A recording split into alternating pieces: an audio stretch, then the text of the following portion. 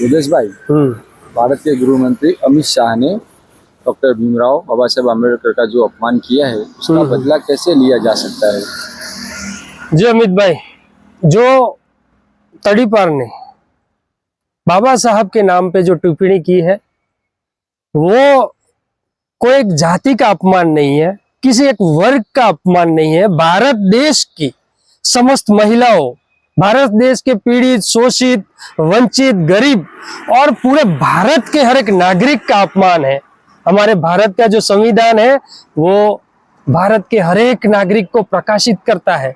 वो अपनी इच्छा से अपने अधिकार लेके भारत में अपना काम कर सकता है। ऐसा संविधान है जिसके निर्माता doctor B are Ambedkar Baba Saheb है, जिसका अपमान वो पूरे भारत का अपमान है। मगर आज हमारी इतनी संकुचित सोच है कि हम बाबा साहब को किसी एक वर्ग, किसी एक जाति तक सीमित करते हैं, बल्कि वो पूरे विश्व में ज्ञानी है।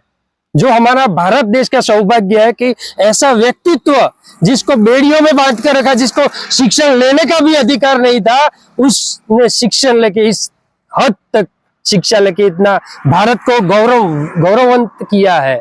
ऐसे महापुरुष का अपमान है, ये कोई जाति वर्ग का अपमान नहीं, पूरे भारत का अपमान है।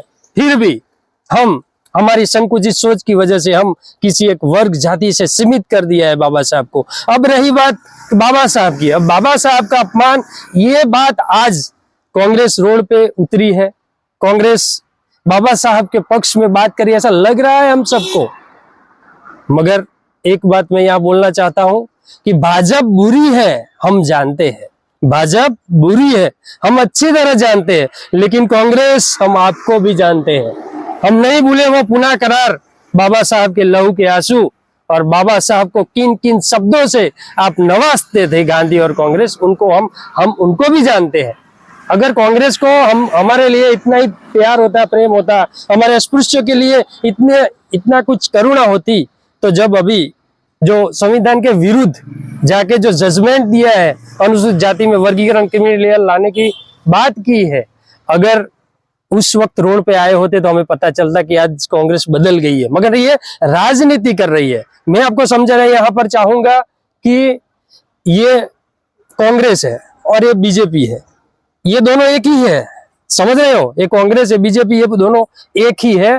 अब ये देखो, ये कांग्रेस यहाँ से वॉलीबॉल को मारेगा, ये बीजेपी यहाँ से मारेगा। हमारी आज ये हालत है कि हम आज कुछ एक खेल का, मनोरंजन का साधन बन के रह गए इस देश में।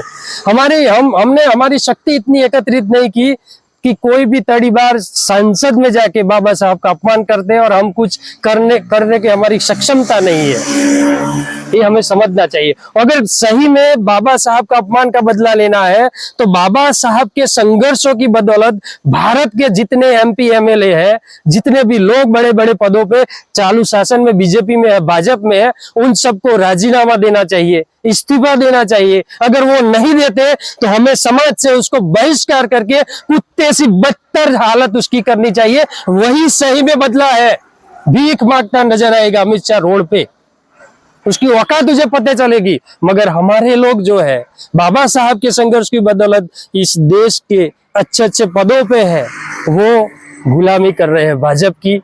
अगर उसके बाद कोई सरकार कांग्रेस की आती है तो उसकी गुलामी करेंगे। समाज का वो सोचते नहीं, और वो समाज का नहीं सोचते हुए गुलामी करते हैं। इसी वजह से हमारी ये हालत है। इसी वजह ये स्थिति होगी आगे जाके। वो बाबा साहब को पता था, इसलिए बाबा साहब ने 1932 में जो पुनः करार हुआ था, उस वक्त हमें 2 मत का अधिकार दिया था। वो 2 मत का अधिकार नहीं, आज हमारे पास 1 मत का भी अधिकार नहीं है। चलो हम जागरूक हो गए, हमें पता है कि हमारी पार्टी कौन सी है। ये दुश्मन मनुवादी पार्टी, हमें वोट देना कहाँ देंगे? हमारा अस्तित्व नहीं है, हमारे 1 वोट का भी अधिकार नहीं है। इस पर भी हमें सोच के आगे मजबूताई से काम करना होगा।